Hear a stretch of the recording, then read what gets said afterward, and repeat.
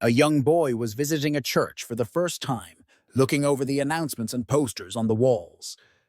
When he came across a display of pictures featuring men in uniform, he turned to a nearby usher and asked, "Who are all those men in the pictures?" The usher replied, "Those are our boys who died in the service." The boy, confused, asked, "Was that the morning service or the evening service?" John was in the fertilized egg business. He had several hundred young layers, hens, called pullets, and 10 roosters to fertilize the eggs. He kept records, and any rooster not performing went into the soup pot and was replaced. This took a lot of time, so he bought some tiny bells and attached them to his roosters. Each bell had a different tone, so he could tell from a distance which rooster was performing. Now he could sit on the porch and fill out an efficiency report by just listening to the bells.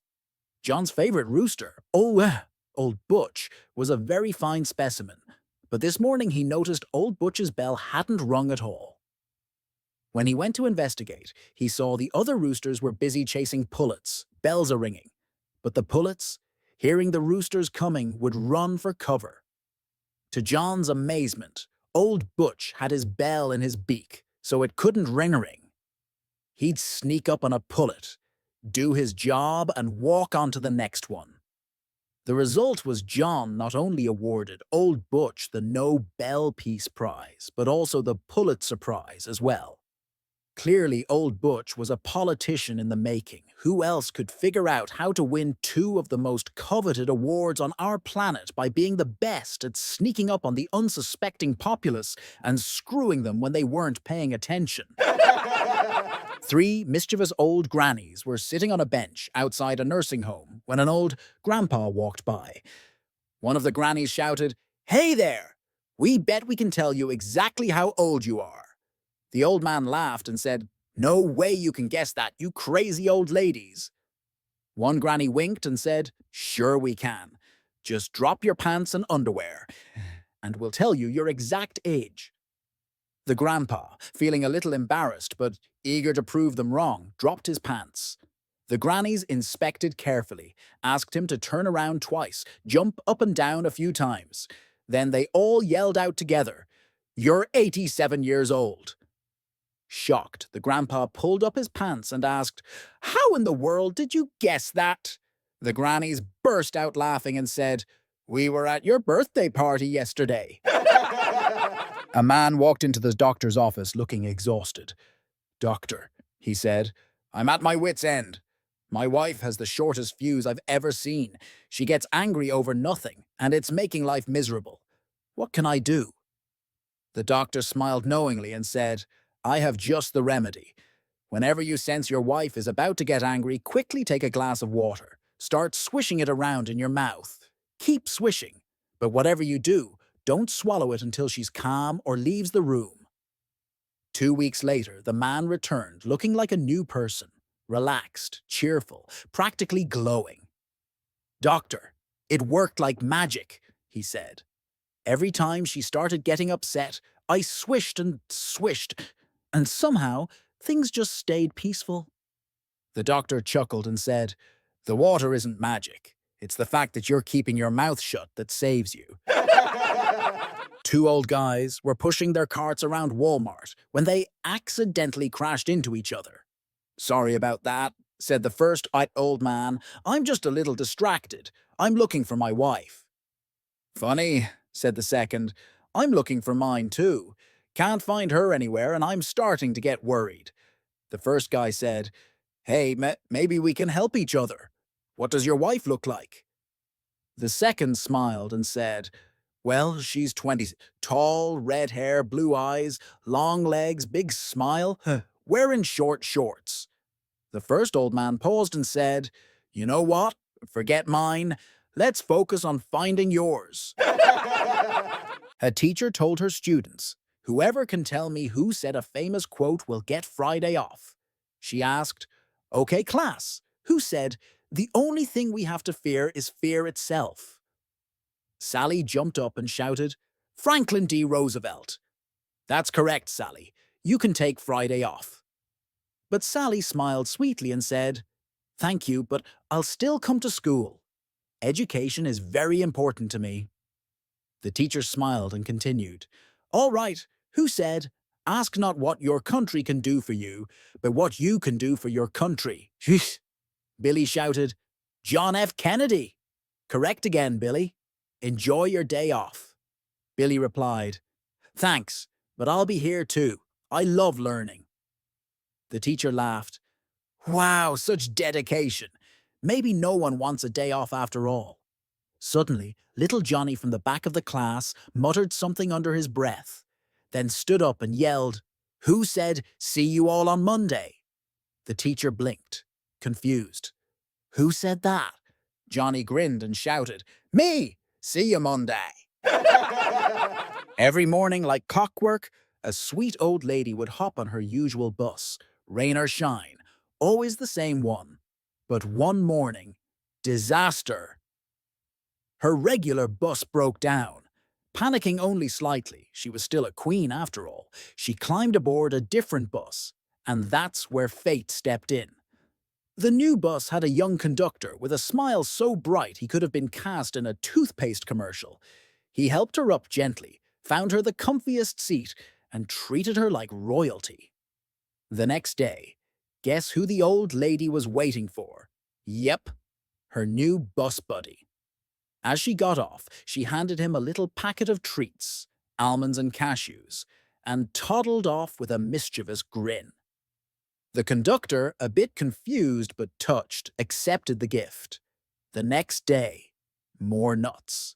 The day after that, even more nuts. By day 6, he was basically 20% almond by body weight. Finally, by day 7, curiosity won. Laughing, he asked, "Ma'am, you're so sweet giving me these every day, but why don't you eat them yourself?" The old lady leaned in, winked, and said, "Oh, darling, I just sucked the chocolate off and can't chew the nuts anymore." The look on his face. He had basically been eating her chocolate leftovers all week. In a cozy little town, there lived Maggie, a fun-loving, mischievous girl, and her loyal dog, Buddy, who always went along with her crazy ideas, even when he had no clue what was going on. One night, Maggie texted Buddy. Yes, they had that kind of bond. "Hey, darling, sneak over to the house at 10 p.m. after my parents are asleep. I've got a surprise for you." Buddy, loyal as ever, agreed, though he had no idea what he was getting into. At exactly 10 p.m., Buddy showed up at the back door. "Come inside, sweetheart," Maggie whispered. "I'm here," Buddy replied, tail wagging but super confused. "Okay, now shut the door behind you," she giggled. Buddy shrugged and pushed it closed with his nose. "Now close all the windows," Maggie said, trying not to laugh. "Why are we doing this?" Buddy wondered, but he obeyed. "Turn off the lights, too," she added. By now, Buddy was totally lost, but he flicked the switch off with his paw. Finally, Maggie squealed, "Buddy, look down." Buddy stared at the floor, and there it was. Her sneakers, flashing and sparkling with bright neon lights. Maggie burst out laughing, falling onto the couch, while Buddy just stood there like, "I snuck out for this?" One day, an elderly farmer goes out to buy a brand new stud rooster to replace his old one so that his chickens can reproduce. The farmer immediately places the rooster in the pen after arriving home from the market, so he may begin working right away. Once the older rooster is in the pen, the younger one approaches him and says, "Okay, old fellow, it's time for you to finally retire. You won't be able to manage all of these chickens. Just take a look at what it has done to me," says the old rooster. "Now, old man, don't give me a hassle about this," the young rooster responds. "The elderly need to make way for the young to handle business, so take a hike." The old rooster says, "Aw, come on, why don't you let me have a few old hens over in the corner? I won't bother you." The young rooster replies, "Go, beat it. Your time is up. I'm taking over." So the old rooster thinks for a few minutes and then says to the young rooster, "You know what, my young fellow? Let us have a race. I will race you around the farmhouse." Whoever gets back first will get the domain of the chicken coop. And if I'm so feeble, why don't you give me a little head start?" The young rooster says, "Sure, why not? I'll still be at you." So they line up at the back of the farmhouse and get a chicken go cluck, go start. And the old rooster takes off running his race. About 10 seconds or so later, the young rooster also takes off for his race. They both round the front of the farmhouse, and the young rooster is already very close behind the old rooster and gaining really fast. At that point, the farmer, sitting on his porch, looks up, sees what's going on, grabs his shotgun, and boom! He shoots the young rooster dead in his tracks. He shakes his head gloomily, looks up to his wife, and says, "Son, can you believe this? Third gay rooster I bought this week." A woman visits her boyfriend's parents for dinner, marking her first time meeting his family. Nervous and wanting to make a good impression, she sits down at the table, hoping the evening will go smoothly. As the meal progresses, she starts feeling some discomfort from her nerves and the broccoli casserole. She decides to relieve herself with a delicate little fart, hoping no one will notice. But just as she does, the soft sunund catches everyone's attention. Before she can feel embarrassed, her boyfriend's father glances at the family dog lying by her feet and scolds, "Skippy!" Grateful for the cover, she smiles, thinking she's in the clear. A few moments later, she feels the discomfort again and, a bit more confident, lets out a louder fart. Once again, the father looks at the dog and grumbles, "Damn it, Skippy!" She's relieved, thinking she's safe. Then a stronger urge strikes. She lets out a fart that could rival a train whistle.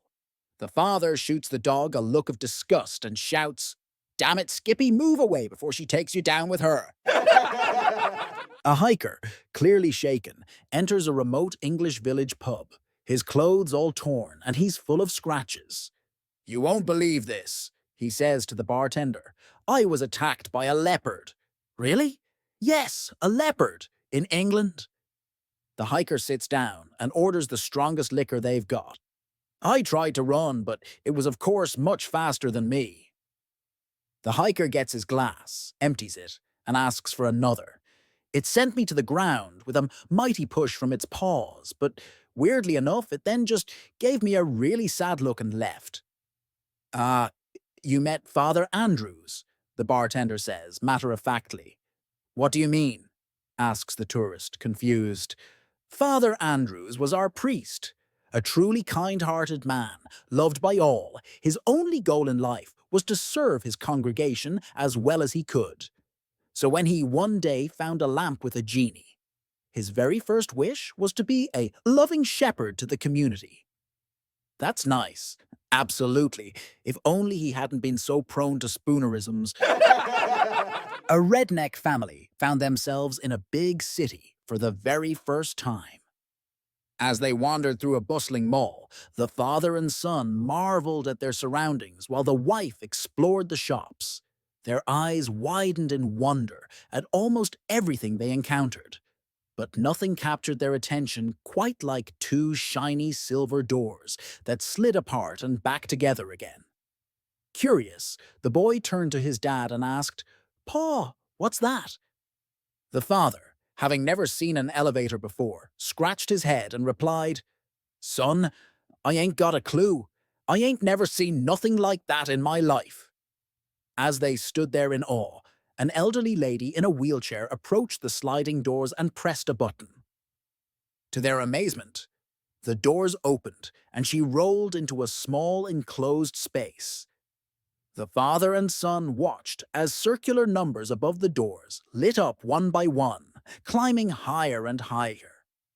When they reached the last number, the lights began to descend in reverse order. Suddenly, the doors opened once more, revealing a stunning, voluptuous blonde woman in her 20s stepping out. The father, his gaze fixed on the young woman, leaned down to his son and said, "Boy, you better go get your mama." Wife: "Honey, let's play a game." Husband: "Sure. What's the game?" Wife: "It's simple. If I name a country, you run to the left wall. If I name a bird, you run to the right wall. But if you run the wrong way, you owe me your entire salary this month. Husband. All right. But if you make a mistake, I get your salary too, right? Wife. Smiling. Yes, dear. Husband. Great. Stands up, ready to dash. Wife. Ready? Husband. Ready. Wife. Turkey. It's been 4 hours. The husband is still standing in place, trying to figure out if she meant the country or the bird.